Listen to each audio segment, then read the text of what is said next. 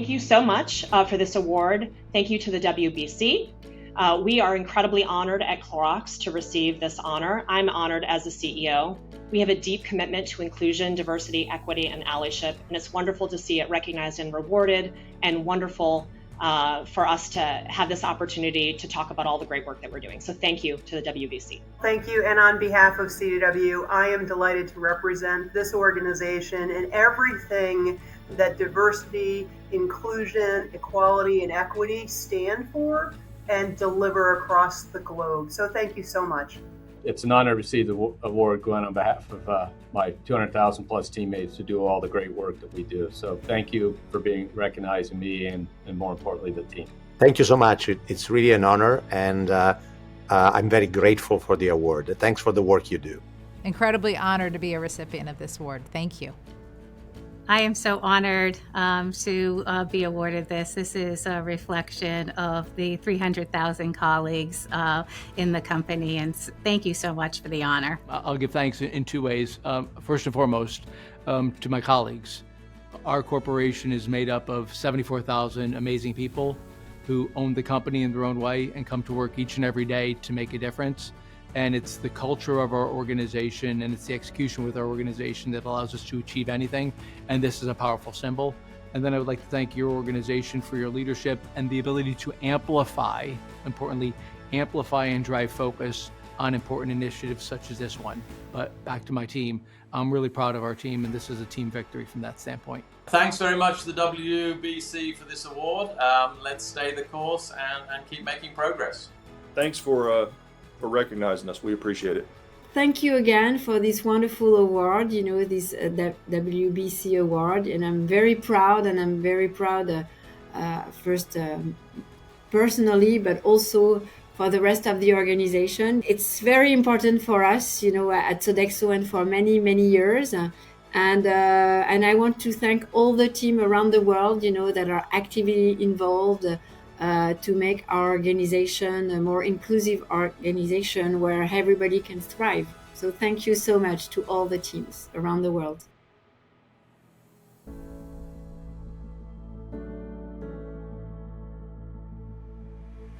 As an organization, first and foremost, it's important to put it into context. We're guided by our mission, which is to improve the health and vitality of those we serve. So we use that as our guidepost to everything we do. And we believe deeply that not only you can, but it's better to be a purpose-built corporation, in our case, guided by a mission, who strives every day to make a positive difference in people's lives, and importantly, make a difference in the communities that we work, serve, and play in. That's how we talk about it. But also, in our case, to be a performance-based growth company as well. And some people, I believe, cause a false trade-off. They cause you to choose one or the other. We resist a false trade-off and we say, no, not only can, but they should cohabitate and they actually feed and fuel one another. So as an organization, our 74,000 colleagues around the world ultimately wake up every day guided by our mission. And again, try to make that positive difference in the lives of those we are fortunate enough and entrusted to serve. And as I said, make a difference in the community. For me personally, it makes your professional career a lot more rewarding. Yeah, inclusion, diversity, equity, and allyship are foundational to our business strategy, and they were how we create additional value through the choices we've made. The strategy that we employed since 2019 is called our Ignite strategy, and what it sets out to do is be more consumer obsessed, faster and leaner, and a faster growing company. And we center that around people, because our business, of course, is a people business, as all businesses are.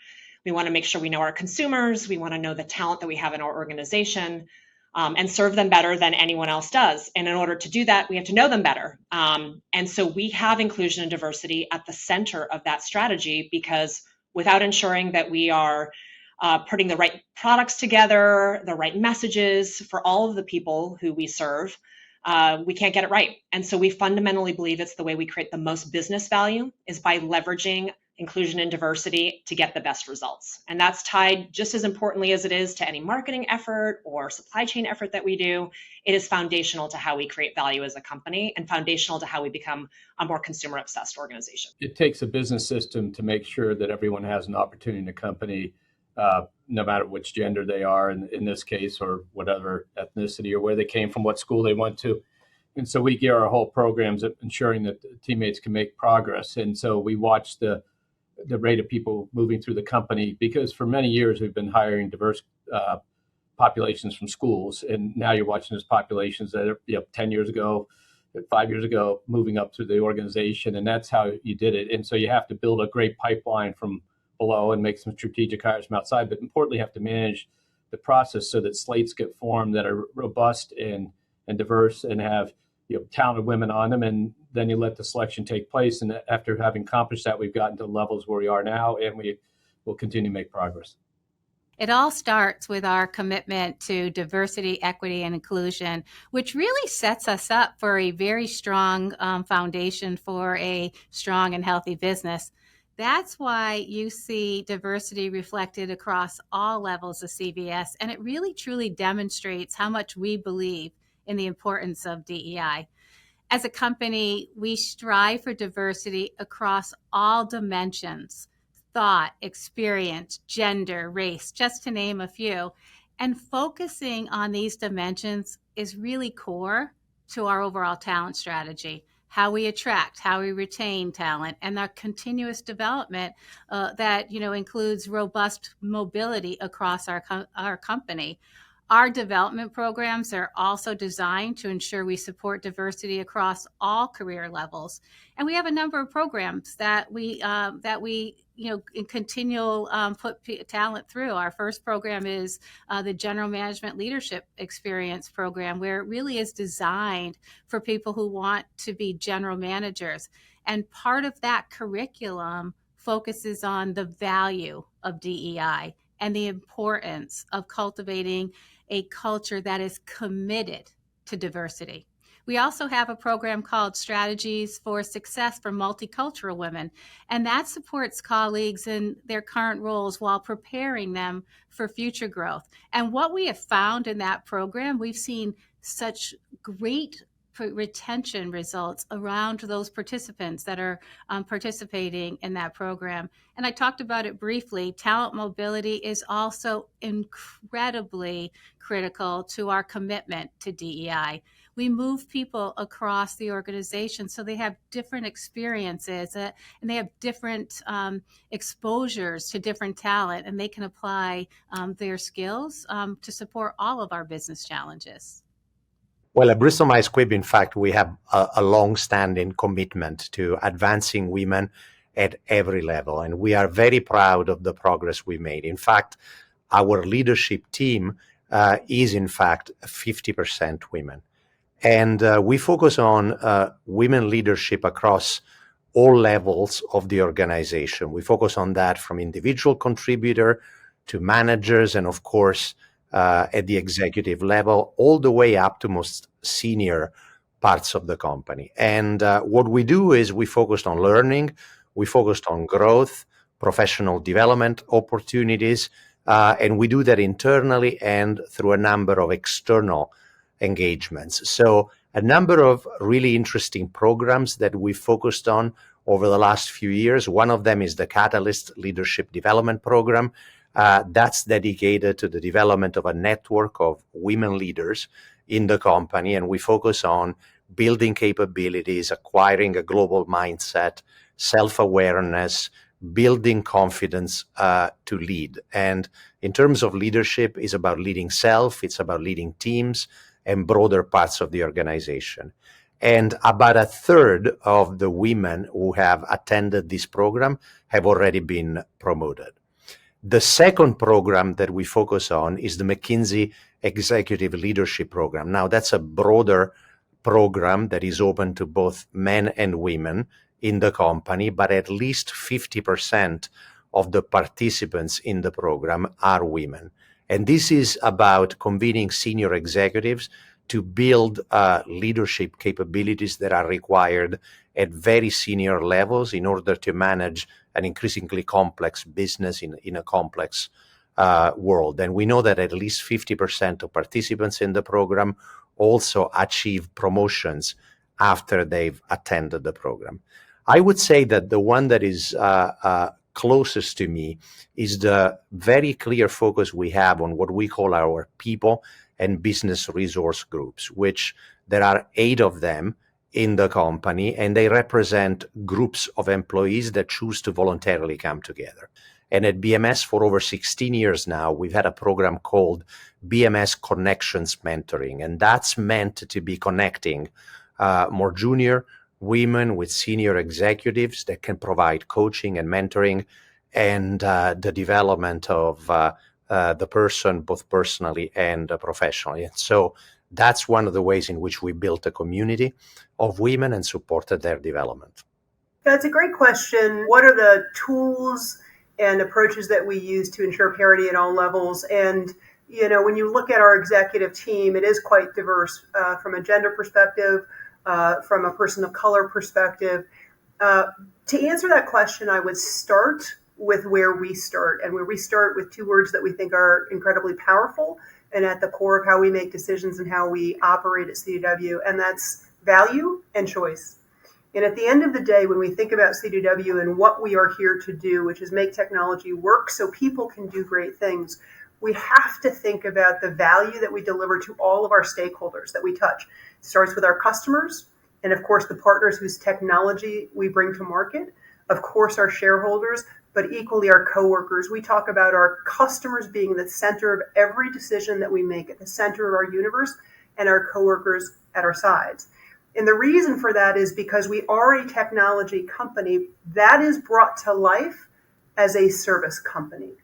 And as a service company, it is our people, our coworkers, that deliver the value into our customers and on behalf of our partners and at the communities in which they work and live. So it's very important to understand that when we think about parity and we think about diversity and we think about ensuring the inclusivity of our workforce, it begins with the value that we deliver and is expressed through our coworkers. Simply put, we are an incredibly disciplined organization. We've had a long-standing aspiration to, in the case of women, be 50% led by women globally by 2030, and we're making good progress. As you mentioned, you know, the board is 50% women as it happens, and so is the executive leadership team. The broader organization is 44%, and it's slightly less at the senior levels than that. We do have to strike the balance, because whilst we have a clear aspiration that we want to achieve, it is not at all costs. It's not about compromising on the quality of the individuals and the candidates. It's not a quota system. No one wants to be somewhere other than for their own individual merits. And I think this is the key, is finding the right balance of putting in place the tools and programs, whether it be incentives for leaders, whether it be oversight from the board and some of the committees at the board level and the executive levels. But it's really that balance between finding the programs of all sorts of shapes and sizes that help the pipeline of talent, including women, grow. And by having the aspiration, keeping that in sight, having some confidence we will achieve broad representationness without having to make it a kind of a certain assigned seats for certain things. Well, I think, you know, to have 50% of women at the board and also approaching that number at the executive committee, I think it happens because we have made it a priority for a very long time. And I think for us, it is both a moral obligation, but also a performance issue. I think we carried out our own internal study at Sodexo, and we have found out that the results clearly show that gender balanced teams are doing better on all KPIs and our own KPIs, like engagement, client retention, profitability, growth, safety. And I think really diverse team, so perform better. But also what we have found out is that diverse team are innovative and more creative, and as I said, then perform better. Another topic that I think is very important is that what gets measured gets done. So we set targets, we set business targets, we measure our progress, and we make ourselves accountable. On gender diversity and gender balance, we also have target to achieve a certain level of gender balance at leadership level by 2025. For example, we're already there with our top 150 leaders. Women today, they represent 41% of the team versus 30% in 2016. And for our population of the top 16 leaders, 1600, sorry, for the population of the top 1600 leaders, today 39% are women, and that number was 30% in 2016. So, and I think I didn't say that the target was 40%. So you see, for the 150%, we are already above the target, and for the top 1600, we are almost there. So I think it is, we also want to challenge ourselves, and we want to go further because the situation is never perfect, and I think it's an ongoing focus. And for example, in our top 1600 leaders, women in operation only represent 28%. So we want to make sure that now that we are almost at 40%, we want more women in operation, and we want more women to have the opportunity to manage a P&L. And especially because out of, globally, we are more than 420,000 people. And among those employees, 54% are women, and 56% of our frontline employees are female. But only 44% are sites manager. So as I said, there is always room for improvement, and that's what we are trying to do.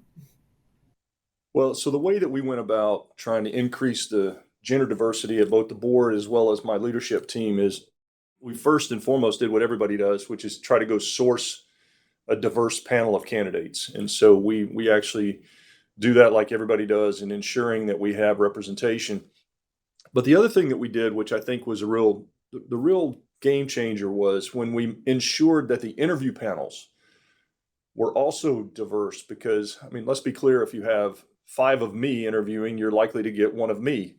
And so that was a real breakthrough for us. It seems pretty logical at this point, but it was when we did that, then you let the best talent win. You always have to let the best talent win. The great news is, in many cases for us, the best talent were these female leaders, and they've done an amazing job for us both on the board as well as at my leadership level. And that's actually something that has a huge impact through the organization. That was what I believe was one of the big drivers of the continuous improvement that we've had in our gender diversity throughout the organization, was them seeing role models and seeing women leaders both on the board as well as on my direct leadership team, that they believe they could aspire to be in those roles and they could see themselves having an opportunity to get in those roles. And I think that's been a big part of building out our improvement over the last few years in the entire organization. Well, I'm incredibly honored to be CEO of Cummins and lead a really diverse team. And as you said, Cummins has today a leadership team that is nearly 50% men and women, people from around the world, people of color, and most importantly, incredibly talented and experienced leadership team. And that tone at the top in our leadership team and our board is really reflective of our focus of building a diverse and inclusive workforce across Cummins. Our goal is to have employees that are reflective of the communities in which we live and work. So that's 50-50 gender diversity. In the U.S., we aspire to have 13% Black employees and 10% Latinx employees. And really, if you look at Cummins, for us, this diversity is about ensuring that we have a variety of perspectives that help us deliver value to our customers, to our communities, and ultimately business success. I joined the company in 2000. That year, we had $6.6 billion in revenue. As the diversity of our workforce has grown, our business and our business success has also grown. And last year, we saw record revenue of $28 billion. So that's reflective of the power of that diverse workforce and our focus on harnessing diversity to have success for our customers and our businesses. It's not easy to do, so we really have a comprehensive effort that's focused on diversity, equity, and inclusion at every level of the company, starting with how we hire and attract talent, continuing to think about how we develop diverse talent. And one of our strategic pillars for our success is skilled talent and leadership. So we focus a lot on developing our employees and developing employees around the world.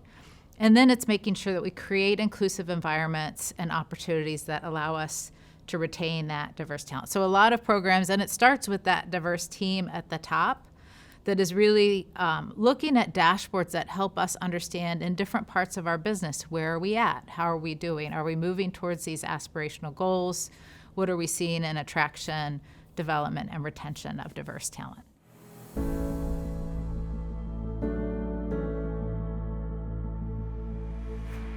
We have a very systematic approach to recruitment and growth of diverse leaders in the company, of women in the company. And it's a systematic approach that starts with how much we appreciate diversity of thought and inclusion. And so we actually work hard to ensure that candidate slates, for example, for all open positions, include candidates that have a diversity of experiences, backgrounds, capabilities. We also ensure that actually interview panels are diverse in order to look at the potential candidates from different angles, but also represent the diversity that exists in our company to somebody that is interested in joining BMS. Of course, there are a number of other ways in which we focus on recruitment. So, for example, externally, we have important partnerships with specific colleges and universities. I'll mention as an example, historically Black colleges and universities, where we have early career programming. We work with them on permanent hiring. The other thing that is very important at BMS, we recognize that actually our people are the best source of talent from outside. They're the best recruiters of the company to the company because, of course, they know our culture, they know our value, they're passionate about our mission. And so we work closely with people in business resource groups to help us identify external talent. And of course, we do have a focus on diversity recruiting sources like diversityworkforce.com and another of other partners that we work with all the time. The most important thing for CDW to do is to create an environment where every single person and every team feels that they can thrive in this environment. That means that they are in an environment where they can reach their full potential. What does it mean to reach your full potential? It means to be in an environment where you feel that you can be both unique and belong, that you can bring a voice and you have choice. It means that you have agency in the decisions that you make. It means that you can be your authentic self when you are at CDW.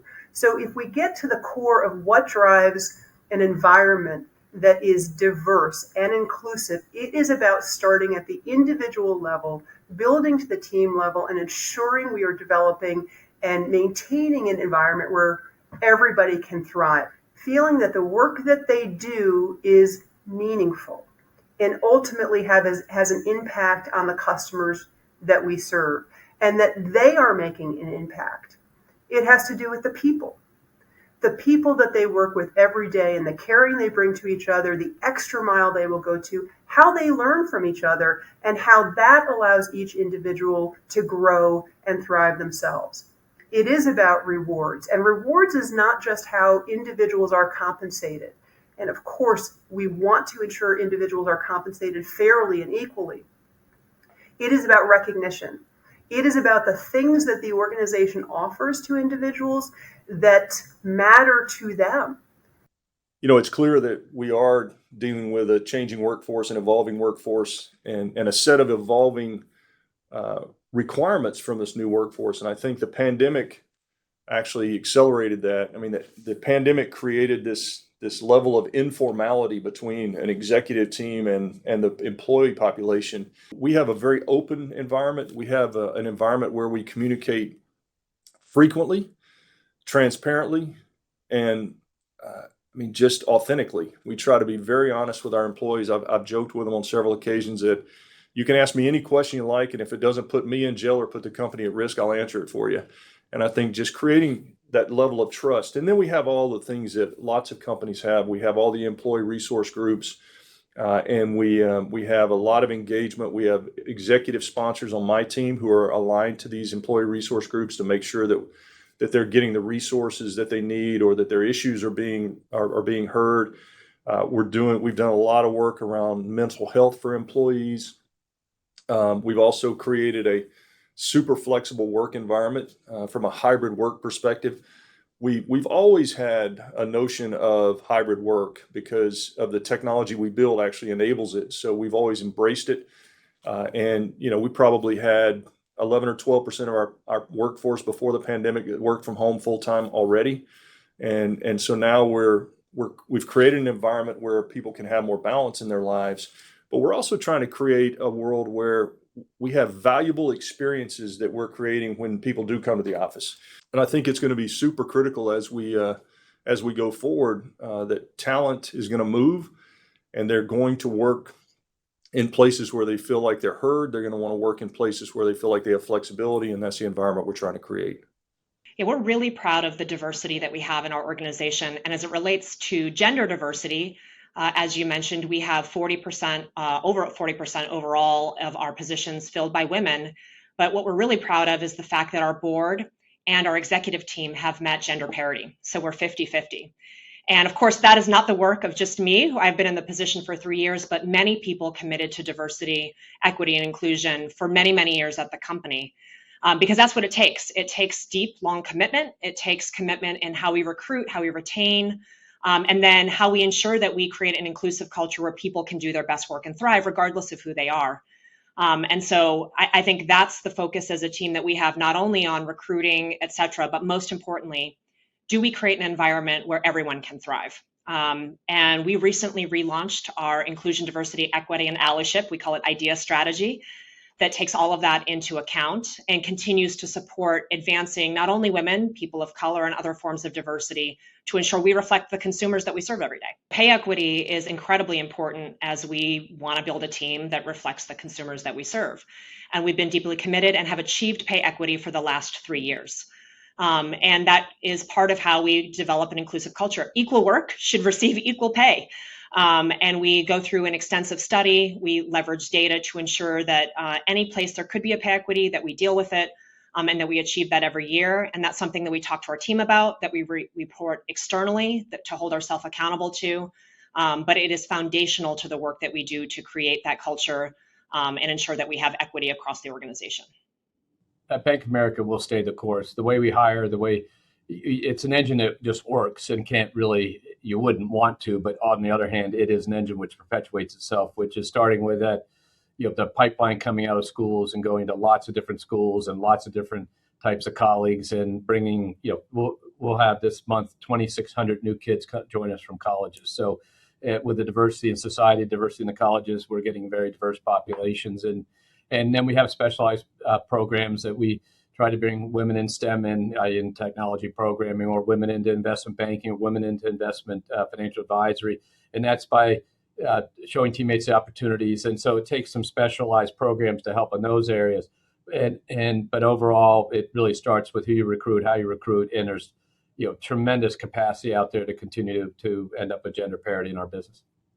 Earlier this year, we announced that we have a new Chief Diversity, Equity, and Inclusion Officer, and we're excited about what she's bringing and the new exciting ideas she's bringing to the company.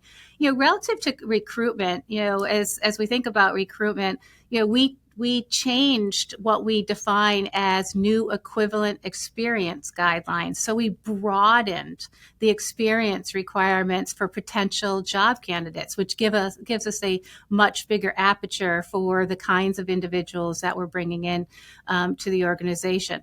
We've trained our workforce in behavioral interviewing, so they are focused on helping them recognize the value of varied experiences and varied perspectives.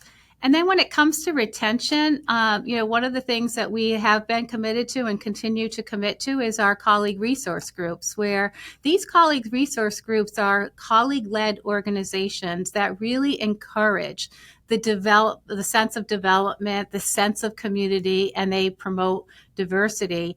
Each one of our executives is a sponsor of those programs, and those examples of those programs are our WISE program, which is focused on women, and it supports educational, mentor, and volunteer opportunities. I sponsor that program. We also have the BCRG program, which is dedicated to the personal and professional interest of those CVS Health colleagues that identify as Black.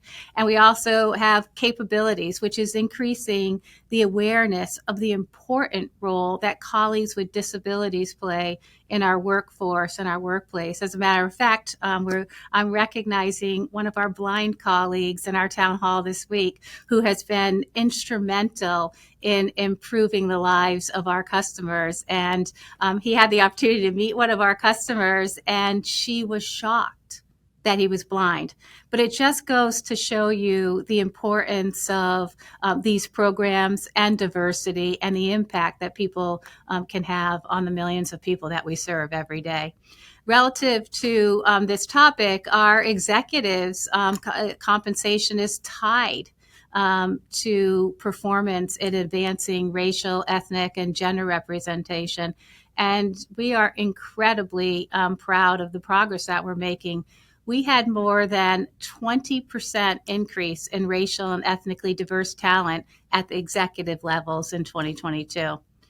But you know what? This is how we think about it. There's no gold star. There's no point on the board and to say that we've succeeded. We always celebrate the progress, but we know we can always do better, and we build on that every single day. We're certainly trying to recruit people in different ways and hold on to them in different ways than we have done historically, as much as anything, because the workplace has changed, if not for any other reason than post-COVID. And when we say diverse talent, it's about breaking it down. In the end, the Coca-Cola company aims to serve every consumer in the world, and therefore we do need to feel that we are representatives of those consumers, if only for the very simple idea that if we have a broad experience, a broad set of people with different experiences and different skills and different life inputs, we will better understand our consumers and be able to engage with them. And we all know that if you have a broad set of opinions done properly, you can get a better result. So if you want that as an overall aspiration and objective, because it makes sense from a business point of view, then you have to go out and find them in the places where they are. Sometimes everyone you're looking for is in one place. That's very rarely true. And so we have reached out to different sorts of universities, different sorts of colleges. Obviously, we're broad geographically across the world. So it is about that. And then, of course, finding out that, once they're employees and at different stages of life, there are different pressures. I mean, the pressure, we're talking about women in this case, the pressure on women versus men is different as it goes through the childbearing years. And so the programs naturally have evolved to be able to support the individual and to achieve the collective goals of the organization. We are a people company, and women and men are at the heart of our business model. Attracting, retaining talent, and enabling them for us is critical. It explains the positioning of our employee value proposition. Working with Sodexo, it's about belonging to a team. It's about acting with purpose. It's also about enabling everyone to thrive in their own way. And to do that, I will give you a concrete example of an initiative we have implemented this year. And back in February, we launched a program called Vita. It sets a minimum standards for 3 essential benefits in all the countries where Sodexo operates. First, a life insurance benefit to ensure that the financial well-being of our employees' family is protected. Second, parental and care leave, which provides the ability to take time off to look after children or dependents. And third, an assistant phone line to support our employees with practical advice, guidance, and counseling when necessary. Guided by our philosophy, our belief state as an organization. For quite some time, I lose track of time, but I'll assert for over a decade, we've been at a body of work whereby we have an internal commitment and some external resources that assess, validate, and agitate to assess whether or not female to male for like-skilled, like-positioned individual, person of color to non-person of color, is there equity.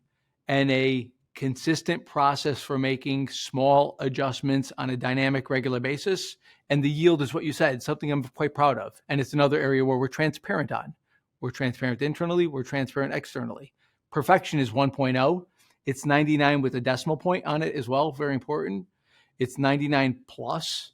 Sometimes it's been 100 with a decimal point after it, but it vacillates about as close as you could get to 1.0. So goal, clarity, conviction of resources, relentless execution, measurement, transparency has helped us to achieve those great results.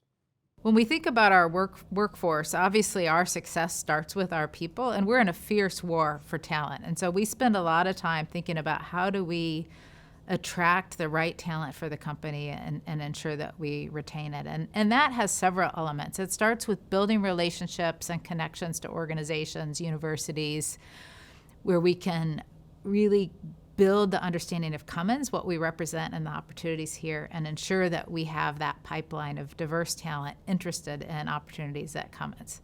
It includes some of the leadership development and skill development programs that we have that are an important part of attracting people, as well as making sure that we have the right compensations and benefits. We also, especially following the pandemic, have enhanced ways of working. So we have different opportunities within the company, some of which require being on site full time, many of which are hybrid work, and some that are also off-site working. So that workplace flexibility, the right environment to develop and have unlimited opportunities really in your career at Cummins, and attracting talent. And then lastly, I'd say is back to that focus on creating an equitable and inclusive environment. And having a diverse leadership team at the top and seeing visible role models is one important piece in my experience as a woman that came up through the technical organization and now as a CEO. There were times that I looked around and I didn't see people that looked like me, and I wondered if I fit in. So that leadership diversity is certainly important. It's not enough, though. So we're thinking about how we're building in environments, removing bias from processes and things that we do within the company, so that once we've attracted talent to Cummins, they're in an environment where they really feel like they can be themselves and thrive here in our workplace.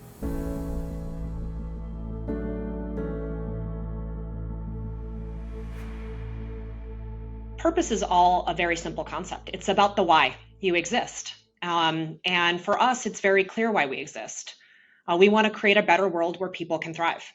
And we do that through our brands. We do that through our community involvement. We do that through how we create value for all of our stakeholders.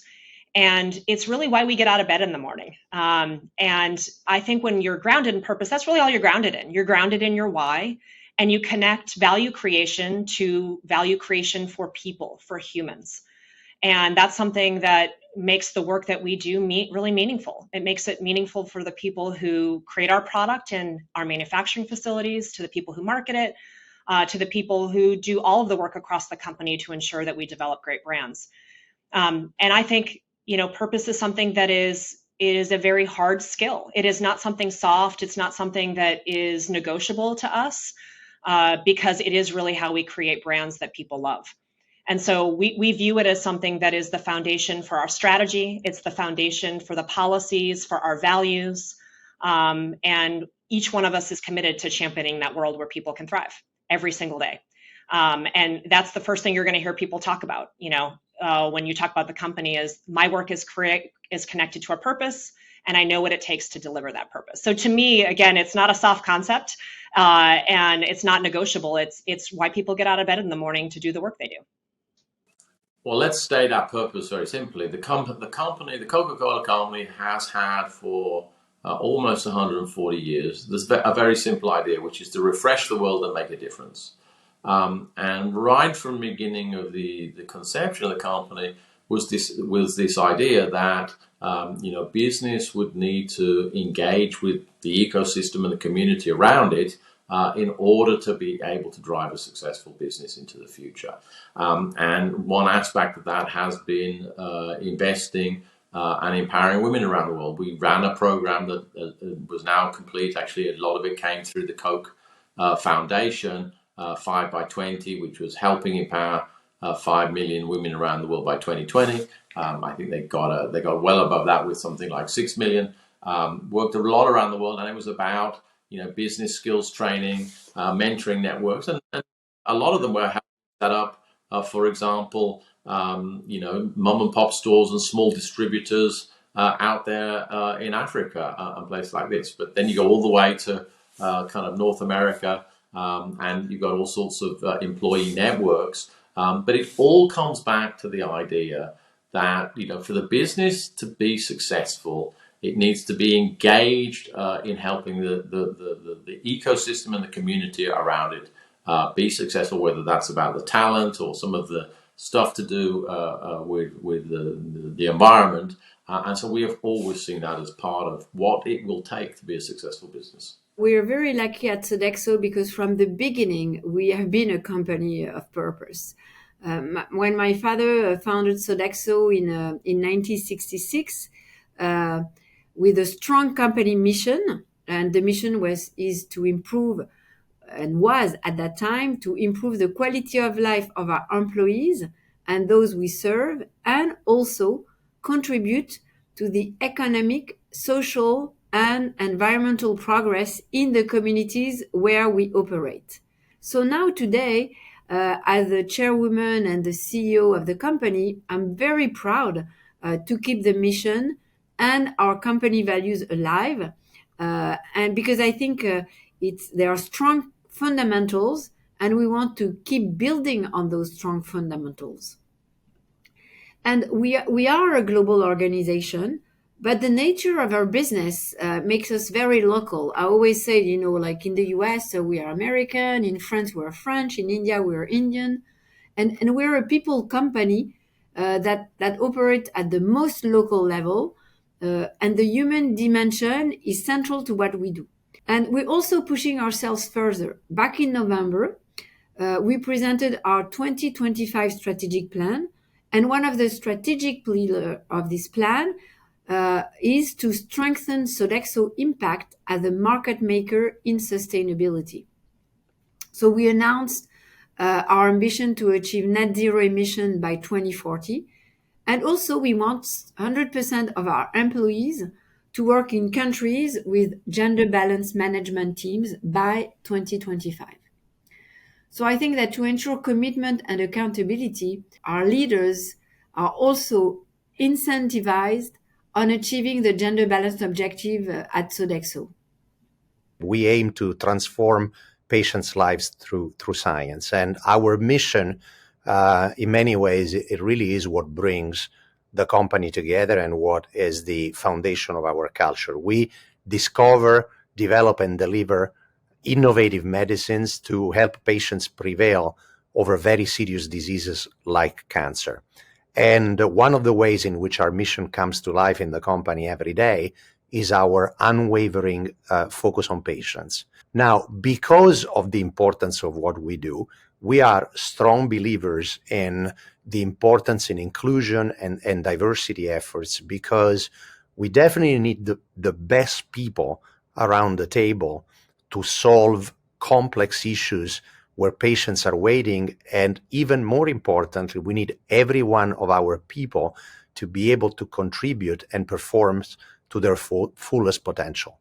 And so we've embedded into the operations of the company a very clear focus on creating an inclusive culture to really help us be better at what we do and have people contribute better to solving important issues. The other point is about ESG, and of course, that's a critical value to us. And one of the things that I would point to is our focus on health equity, because once we develop an innovative medicine, we must make sure there are no disparities that make it difficult for any patient, regardless of where they live, to have access to one of our treatments. And so we have a really clear focus on health equity, and across the companies there are great initiatives that are focused on addressing healthcare disparities. For me, being a company of purpose is incredibly important to me as a person, and it's also a critical part of Cummins. Our mission statement is making people's lives better by powering a more prosperous world. So what that means to us as a company is we're serving applications, commercial and industrial equipment, that's really at the heart of the economy and serving needs of people and communities around the world. And by serving their needs, we're making their lives better. We're providing products and services and power that they need as a part of their daily lives. And we want to also ensure prosperity as we do that. So our customers who are running businesses, ensuring that their businesses are successful, the broader businesses that those applications serve. And we also think about the environment and how the work that we do ensures that we have a healthier environment. And a lot of focus on that as an integral part of our Destination Zero strategy. So really is at the heart of the mission of the company. It attracts a lot of people to Cummins and keeps people at Cummins because our work matters. For me as a leader, my career has really been shaped by purpose. I want the work that I do to have purpose and to have real impact. And Cummins' mission and the opportunity to innovate and drive solutions that not only enable customer success, but also made a positive difference for the environment is one of the key things that attracted me to Cummins, motivated me in my career, and ultimately led me to be CEO of this company at a time when our products and technology is transitioning, and we have an opportunity to make a real difference for our customers, the environment, our employees, and our communities. Look, being a company of purpose means that you exist for something bigger than your business results. The business results matter. You have to get those, but there's something bigger that you believe in. And as we all know, this is increasingly important to our employees. It's increasingly important to potential employees or future employees. And so our purpose is to power an inclusive future for all. And we believe that we do that through our technology by connecting people all around the world and giving them the opportunity to participate in the global economy and be educated and receive health care. And we can solve some of the biggest problems in the world through connectivity. But we also see it reflected through our community service and the work that we do. And it's about, when we say all, we mean all. I mean, that's why we're involved in homelessness, which you would struggle to tie to connect homelessness to our business. But we believe our communities need to be healthy, and we believe in powering an inclusive future for all. And when we say all, we mean it. And I think it's super important for organizations these days to, you can't just talk it. People are inspecting and they're asking and they're looking for examples, and they really want to make sure that when you say it, you mean it. It's almost worse to have a purpose and not do it than to not have a purpose at all. What does a purpose-driven company mean? It means clarity in an organization about the power that the organization can bring to bear on the world. And I'll never forget when we had the superintendent of the Cicero School District on the stage of one of our leadership programs. Superintendent Hernandez talked about his role educating tens of thousands of students. And he looked across the leadership organization and he said, my job, the job of my school district, is to educate the next generation of leaders in the world. My job is to ignite the world to excellence. And he looked out at the leaders at CDW and he said, and you help me do that. That is purpose driven. Ignite the world to excellence.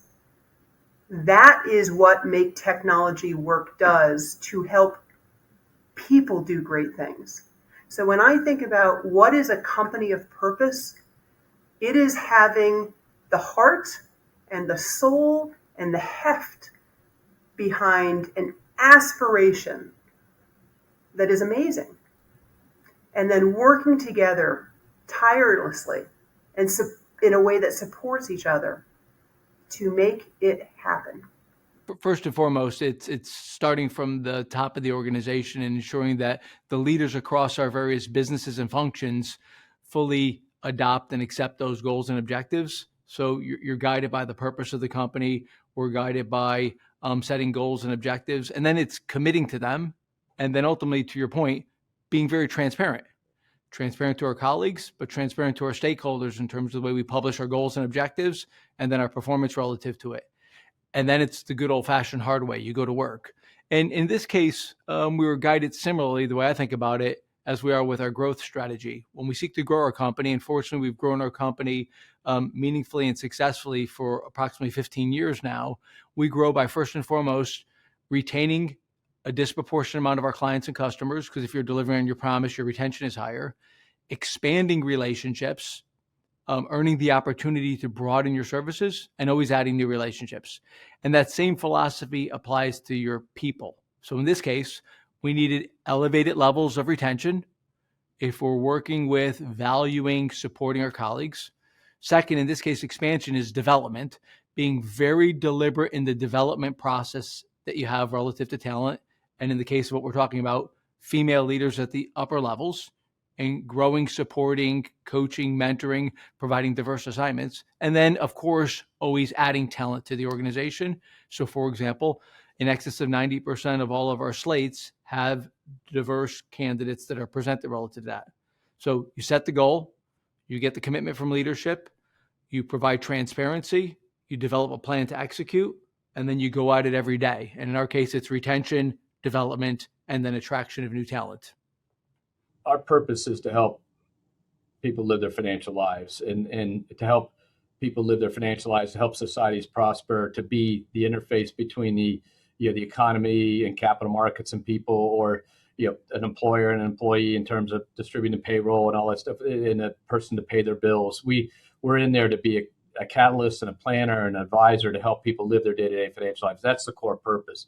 And to do that, you have to be able to approach 100% of the population as potential clients, with people who reflect that population. And so it's core to the purpose to be the best place for teammates to work is one of the attributes that we have to be, because we're just a talent company. And then it's core to who our customers are. It's core to how we help communities be successful. At the end of the day, it produces great returns for our shareholders. So we talk about our company. We talk about delivering on the genius of the and, deliver on profits and purpose. And so to do both, you have to be able to really do what's in the best interest of your clients, your teammates, your shareholders, and your communities. And to do both, then will result in better value across both. And we've produced high returns on the tangible common equity over the last several years, at the same time delivering record purpose, as we call it, and record earnings. And so that's what we try to do. But it's the genius of the and. You can't do either or. You have to do both. Purpose is everything for us. And really, as a company, it's our North Star. It truly guides us in all that we do and every single decision that we make. During the pandemic, more than ever, we saw the positive impact we could have on our country and the millions of people that we serve. But at the same time, when I took over, I took the opportunity to reevaluate our purpose as a company. And I asked colleagues from all across the company to help me sort of define what our purpose was and what they thought that we all as a company could rally around. And it was our colleagues that came up with our purpose, that we bring our heart to every moment of your health.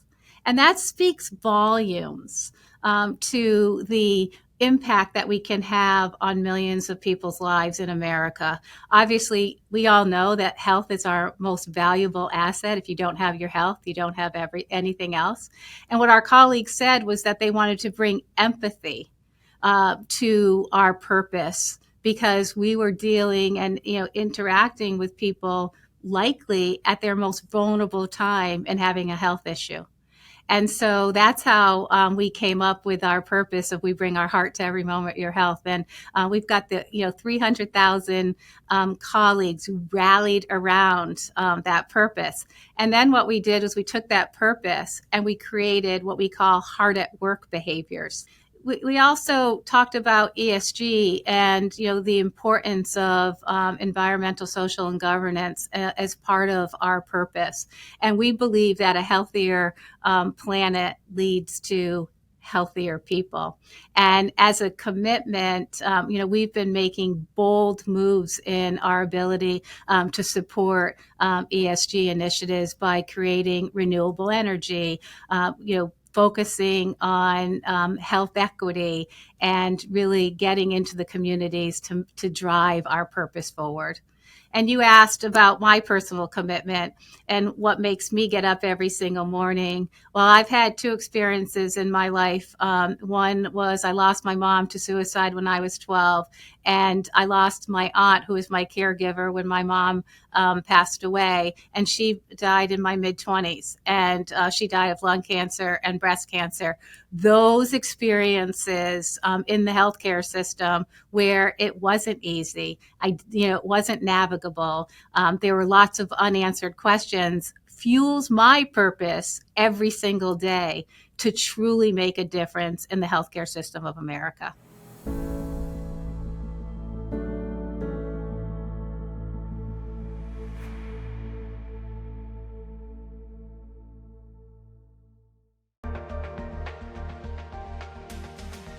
Hi, I'm Lisa Edwards, Executive Chair of Diligent Institute.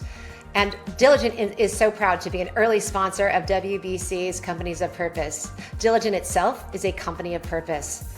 We publish a biannual board diversity report that highlights the status of board diversity around the world. We also provide the Diligent Director Network, which is the world's largest database of diverse and board-ready talent in the world, and where it's used by recruiters, private equity firms, and board members worldwide to search for their next board member.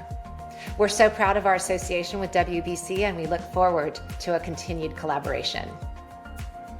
Hi, I'm Greg Vargas, Vice President of Talent and Diversity, Equity, Inclusion, and Intersectionality at Diligent. At Diligent, we're proud to support Women's Business Collaborative's Companies of Purpose initiative.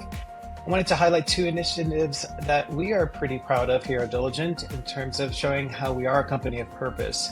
We launched our Employee Resource Group, or ERG program, 2 years ago, which plays a fundamental role in our DEI plan at Diligent. It's got a focus on building community and influencing positive culture here. We also launched in 2022 Diligent's Baltimore Academy, which was really created to help address the need for a more inclusive and diverse talent strategy. Just two examples of some of the things we're doing at Diligent. Thanks for the time, and thanks again to Women's Business Collaborative.